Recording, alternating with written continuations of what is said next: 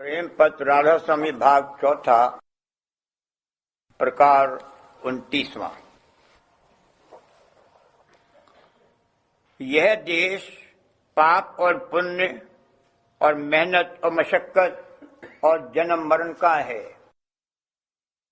जो कोई इससे बचना चाहे उसको मुनासिब है कि घट का भेद और जुगत चरने की दरियाफ्त करके अपने अंतर में चले तो एक दिन नेह कर्म होकर अमर देश में पहुंचकर परम आनंद को प्राप्त होगा कि जहां किसी तरह का कष्ट और क्लेश और जन्म मरण का दुख नहीं है।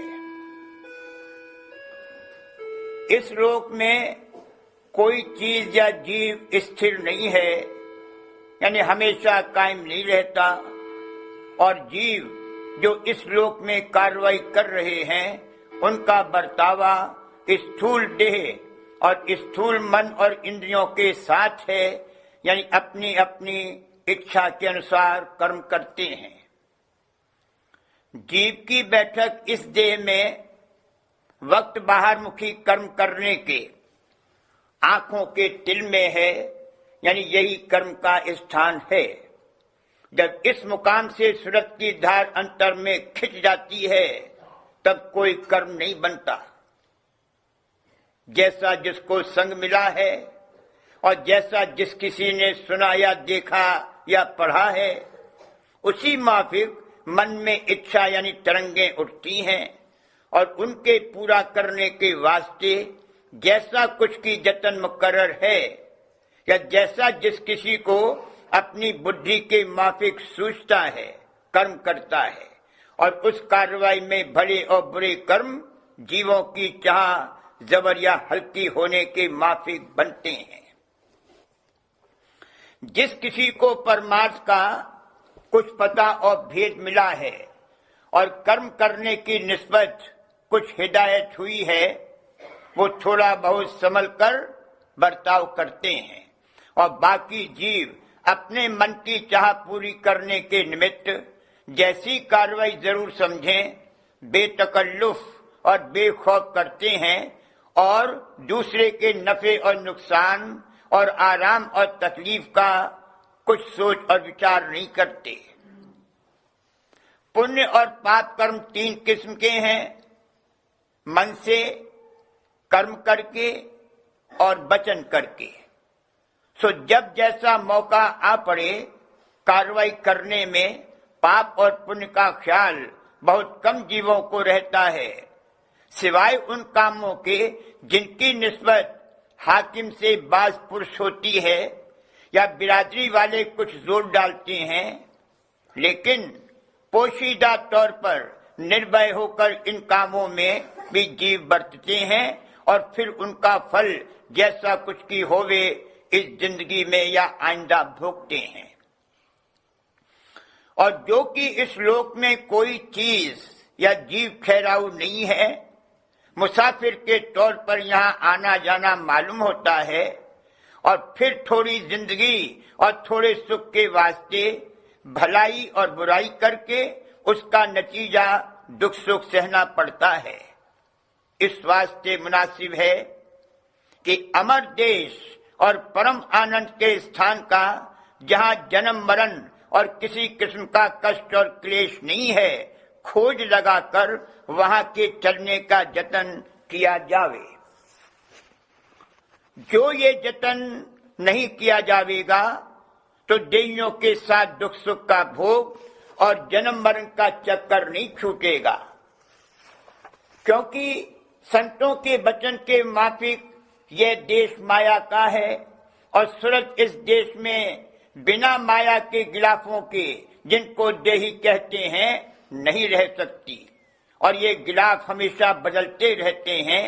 यानी जब एक गिलाफ पुराना हो जाता है तब सूरत उसको छोड़कर उसी लोक में या किसी दूसरे लोक में दूसरा गिलाफ धारण करती है।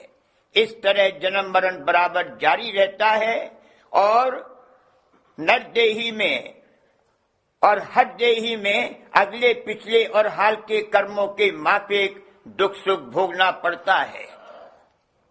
ऐसा अमर देश कि जो महासुख और परम आनंद का भंडार है और जहां कष्ट और क्लेश किसी किस्म का नहीं है, निर्मल चैतन्य देश जो कुल मालिक का धाम है कहलाता है। और वहां माया बिल्कुल नहीं है और बाकी देशों में शुद्ध या मलिन माया की मिलोनी सात चैतन्य के है।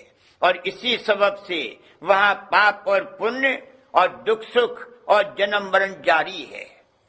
सो जब तक ये देश न छूटेगा और जीव निर्मल चैतन्य देश में न पहुंचेगा, तब तक उसको अमर आनंद प्राप्त नहीं होगा। उस देश का पता और भेद और हाल रास्ते का और तरीका चलने का सिर्फ राधा स्वामी मत में जाहिर किया है और किसी मत में उसका इशारा भी नहीं है। और जो कुछ मोहम्मा या गुप्त तौर पर वर्णन भी किया है तो वह मलिन या शुद्ध माया देश का भेद है। जो जीव विचारवान हैं और अपने नफे और नुकसान का ख्याल रखते हैं, उनको चाहिए कि अपने जीव के कल्याण के वास्ते जरूर ऐसी कार्रवाई करें कि जिससे माया देश के पार पहुंचकर महासुख के स्थान में बासा पावें और पाप पुण्य और दुख सुख के धाम से न्यारे हो जावें। और यह बात संत सद्गुरु के संग से हासिल हो सकती है। इस वास्ते पहले खोज संत सद्गुरु या उनकी संगत का लगाना चाहिए और जब वे भाग से मिल जावें तो शौक और दीनता के साथ उनका सत्संग करें और सुरक्षित मार्ग का उपदेश लेकर अभ्यास शुरू कर दें। मालूम होवे कि सिवाय सुरक्षित योग के और किसी तरकीब के साथ कोई शख्स माया के घेर के पार नहीं जा सकता है। और सुरक्षित मार्ग से मतलब ये है कि अपनी रूह को आवाज आसमानी को सुनते हुए चैतन्य धार को पकड़कर ऊंचे देश की तरफ चढ़ाना। ये धार आदि धाम यानी निर्मल चैतन्य देश से उतरी है और उसके साथ बराबर आवाज होती चली आती है। तो उस आवाज का भेद लेकर तवज्जह के साथ सुनना और उसी के वसीले से सूरत को उस मुकाम की तरफ जहां से की आवाज आती है चढ़ाना सुरक्षित योग कहलाता है। इस वक्त में इस अभ्यास का तरीका बहुत आसानी के साथ राधा स्वामी मत में जारी है।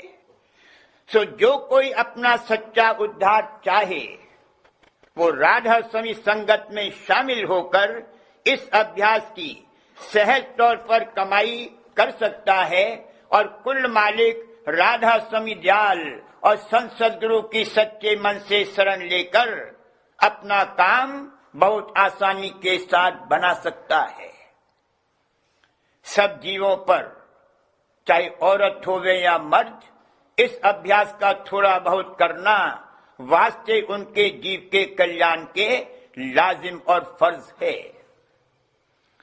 बड़ी महिमा इस अभ्यास की यह है कि कुल मालिक राधा स्वामी दयाल और संत सद्गुरु की दया इसके अभ्यासी के संग रहती है और वो दया जब तक कि अभ्यासी को धुर मुकाम में नहीं पहुंचावेगी उसका संग नहीं छोड़ेगी, चाहे ये काम 2, 3 या 4 जन्म में बने। हर जन्म में नरदेही मिलेगी और संत सद्गुरु और उनका सत्संग भी मिलेगा और जहां तक एक जन्म में अभ्यास किया है वह दूसरे जन्म में फुर आवेगा और उसके आगे कमाई बनती चली जाएगी जब तक कि धुर स्थान में नहीं पहुंचेगा। इस वास्ते जो जीव के कुल मालिक राधा स्वामी जाल की शरण लेकर इस अभ्यास में लगे हैं वही बड़भागी हैं और उन्हीं का एक दिन सच्चा उद्धार हो जाएगा।